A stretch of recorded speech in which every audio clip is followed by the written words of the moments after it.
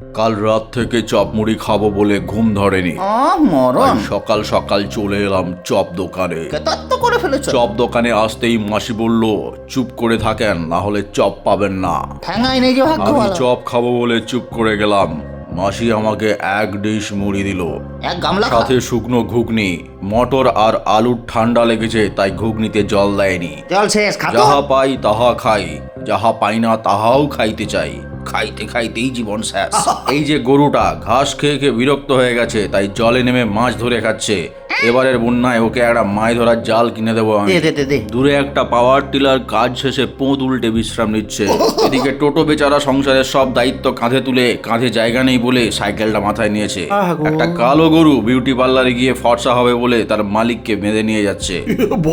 Bikers হতে পারিনি বলে আমাকে কেউ রেসপেক্ট করে না, এমনকি বউ না। এস তাতে করেছে। আমার কি?